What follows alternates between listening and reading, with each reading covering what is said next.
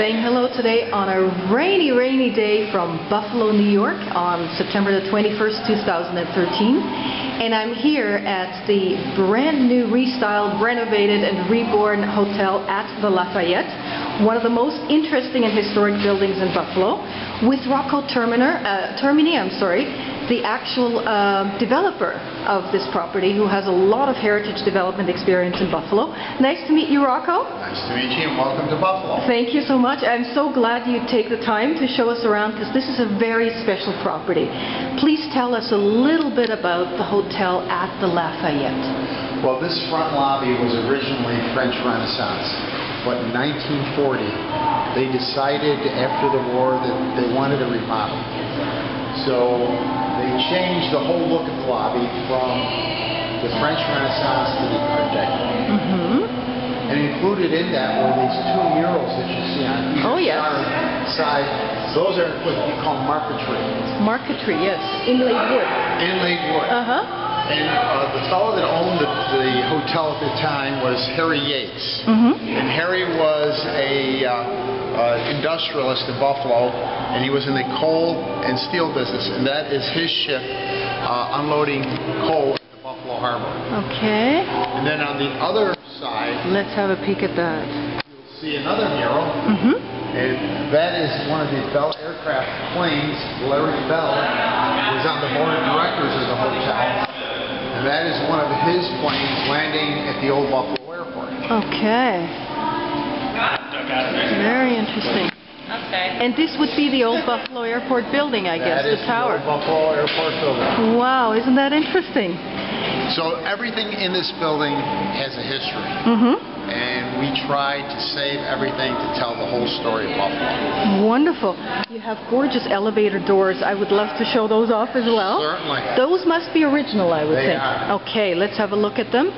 You have a letterbox.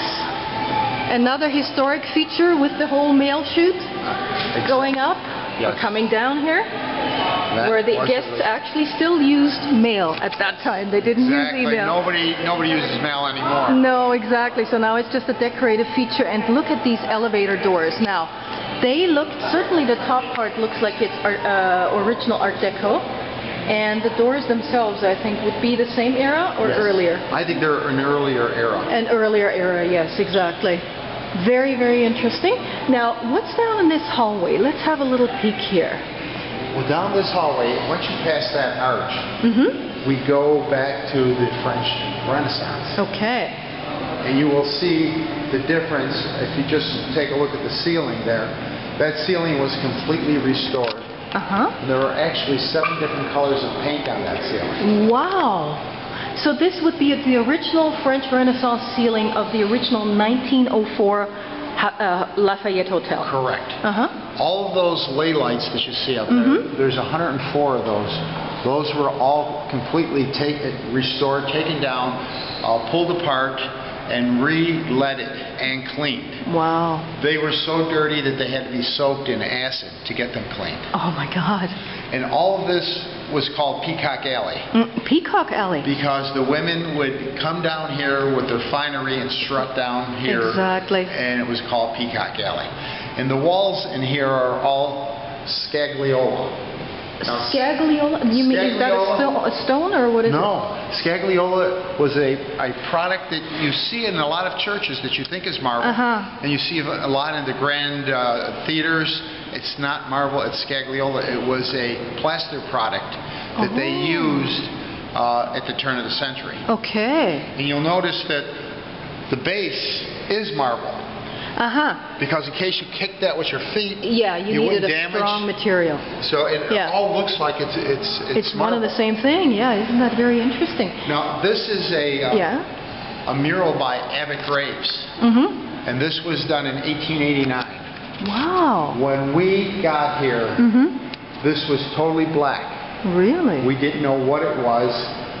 We had it cleaned. It took 3 months with Q-tips and solvents, inch by inch, to clean this. This is like archaeology on a painting.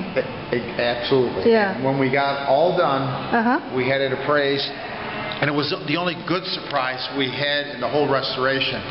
that mural is now worth $500,000. So, talking about bad surprises during the renovation, what state was the building in when you took it over? The building had holes in all the ceilings. The roof was leaking. It was basically a mess. If it would have stayed in that condition for a couple more years, it would have been ready for the Wreckers Ball. How many years was it basically almost vacant?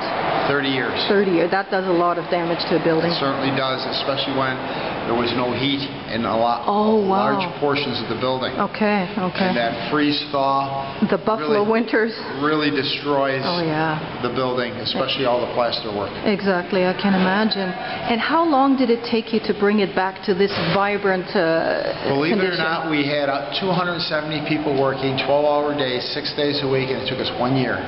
1 year only?